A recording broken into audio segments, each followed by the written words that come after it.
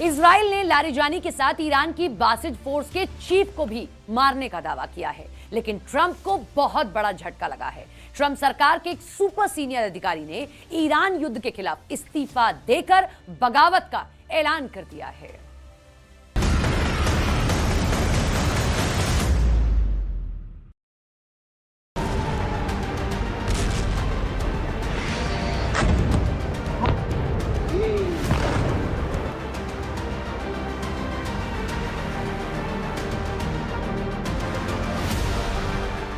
Israel कट्टर और खूंखार लड़ाका है।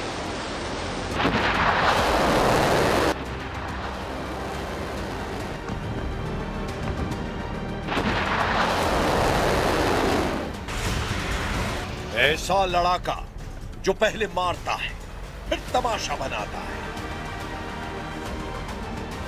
ईरान के top security in charge Ali Larijani का भी इजराइल ने यही हाल किया है। एक झटके में इजराइल ने ईरान के 4 बड़े कमांडरों को ढेर कर दिया है। इजराइल के रक्षा मंत्री ने दावा किया है कि ईरान के अघोषित वॉर कमांडर अली लारिजानी को बमों से इतना मारा गया है कि उनके चीथड़े उड़ गए हैं। लारिजानी से भयानक मौत इजराइल ने बासिज पैरामिलिट्री मिलिशिया के चीफ गुलाम रेजा सुलेमानी को दी है। सुलेमानी के डिप्टी सैयद कारिशी मिसाइल धमाकों में बेमौत मारे गए हैं। यही नहीं, इजराइल ने ईरान के IRGC वायुसेना के चीफ को मार डालने का दावा किया है। नेतन्याहू का अगला टारगेट अब IRGC के डिप्टी चीफ अहमद वहीदी है। הבוקר חיסלנו את עלי לריג'ני. עלי לריג'ני זה הבוס של משמרות המהפכה, שזה חבורת הגנגסטרים שמנהלת בפועל את איראן.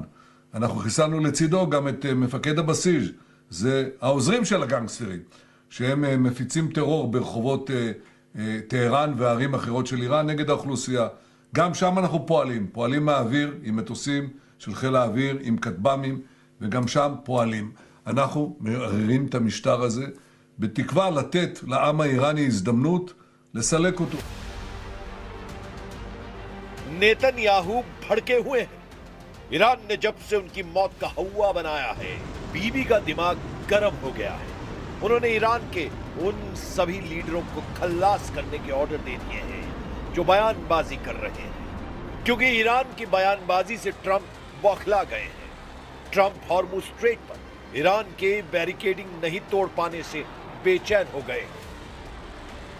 ट्रंप ने अमेरिका के दोस्त देशों से हॉर्मुज में साथ आने की अपील तक की है, लेकिन उन्हें न यूरोप भाप दे रहा है, न ही चीन जैसे देश ने कोई वादा किया है, जिससे ट्रंप का जल्द युद्ध जीत लेने का प्लान फ्लॉप हो गया है। जिसके बाद ट्रंप ने ईरान पर हमले का नया बहाना बनाना शुरू कर दिया है।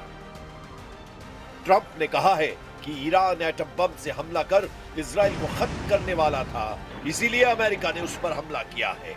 Knock out Israel with their nuclear weapon, but after we knocked out their nuclear potential weapon, they started building missiles, thousands and thousands of missiles. Trump ने दावा किया है कि उन्होंने तीसरे विश्व युद्ध को टाल दिया है, लेकिन उन्हें यह अंदाजा नहीं था कि ईरान इतनी मजबूती से युद्ध में टिका रहेगा। ट्रंप ने पहली बार यह बात कबूल कर ली है कि ईरान ने उन्हें सरप्राइज दिया है। There was no expert that would say that was going to happen. It's not a question of like, gee, should you have known? And if we did know, big deal. I mean, we have to do what we have to do. Iran के तेवर देखकर America ने गलतियों की scrutiny करनी शुरू कर दी है।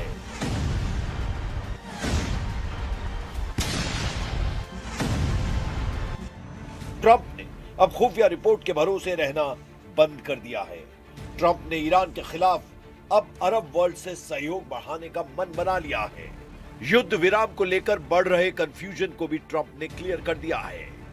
ट्रंप ने जितनी बार भी सीज फायर का दावा किया, ईरान ने उसे गलत साबित कर दिया है। वॉर जोन से भी अमेरिका के पीछे हटने के अपडेट मिल रहे हैं। अमेरिका ने खाड़ी देशों के करीब से अपने 2 नेवी शिप को दूर शिफ्ट कर लिया है। युद्ध के बीच यूएस नेवी ने 2 माइंस खोजने और हटाने वाले जहाज USS टुल्सा और USS सांता बारबरा को मलेशिया के पेनांग में नॉर्थ बटरवर्थ कंटेनर टर्मिनल पर भेजा है। ये दोनों जहाज इंडिपेंडेंस क्लास के हैं और समुद्र में बिछाई गई माइंस को खोजने और हटाने के लिए खास सिस्टम से लैस है। इनके पास विस्फोटकों का पता लगाने और उन्हें निष्क्रिय करने के लिए अंडर वाटर ड्रोन, सोनार और हेलीकॉप्टर का इस्तेमाल शामिल है। अब ईरान वॉर जोन में ट्रंप का अकेला लड़ाका यूएसएस कैनबरा तैनात है। वहीं ईरान ने पूरे समुद्री इलाके को 5000 बारूदी सुरंगों से पाट रखा है। ईरान मिलिट्री प्रवक्ता इब्राहिम जोल्फागरी ने ट्रंप को धमकी दी है कि उनके ऑपरेशन फ्यूरी को ईरान ऑपरेशन फियर में बदलने वाला है। A message to the President of the United States. The outcome of war cannot be determined by tweets. The result of a war is determined in the field, the very place where you and your forces do not dare to approach, and you can only talk about it in your tweets. It's better to name this war as epic fear instead of epic fury. America Iran के हथियारों को तबाह कर रहा है। Israel Iran की leadership के सफाई में लगा है। फिर ईरान कितने दिन तक युद्ध में टिका रह सकता है? क्योंकि अब तो युद्ध में कमांड दे रहे अली लारिजानी भी नहीं है। अमेरिका और इजराइल ये मानते हैं कि युद्ध का कंट्रोल लारिजानी के हाथों में था। अली लारिजानी कोई साधारण लीडर नहीं थे। उन्हें ईरान के प्रॉक्सी साम्राज्य, जिसमें हिजबुल्लाह, हमास, हुथी जैसे कट्टर लड़ाका ग्रुप शामिल है, का असली आर्किटेक्ट कहा जाता था। अली लारिजानी ही फाइटर ग्रुप के लिए पैसा, हथियार और कूटनीतिक कवच तैयार करते थे। ट्रंप के कट्टर विरोधी लारिजानी ईरान के एटमी प्रोग्राम के सबसे बड़े हिमायती थे। उन्होंने ही अमेरिका को बड़े शैतान और इजराइल को छोटे शैतान का नाम दिया। युद्ध भड़कने के बाद लारिजानी ने मुसलमान देशों को जमकर खरी खोटी सुनाई। खुद को अल्लाह का बंदा बताने वाले लारिजानी की चिट्ठी की खूब चर्चा हुई थी। अली लारिजानी ही थे जो अमेरिका के साथ एटमी डील को फाइनल कर रहे थे। अली लारिजानी ही थे जिन्होंने खाड़ी देशों में अमेरिका का साथ देने वालों को मिसाइलों से दहलाने के ऑर्डर दिए। लारिजानी के जाने के बाद ईरान का अगला वॉर कमांडर अहमद वहीदी के बनने के चांस सबसे ज्यादा है। हालांकि ट्रंप आर्मी की कोशिश है कि नए कमांडर के ऐलान से पहले ही जंग खत्म कर दी जाए। अमेरिका इजराइल ने पहले फेज के हमलों में ईरान के एयर डिफेंस, उसके कमांड और कंट्रोल को खत्म कर दिया है। पहले राउंड में ईरान के मिसाइल और ड्रोन लॉन्च इंफ्रास्ट्रक्चर को कमजोर कर दिया गया है। अमेरिका और इजराइल के हमलों का दूसरा फेज अभी चल रहा है। यह ईरान के डिफेंस इंडस्ट्रियल बेस को टारगेट कर रहा है। इसमें missile production facility, dual use research centre और अंडरग्राउंड कॉम्प्लेक्स टारगेट किए जा रहे हैं।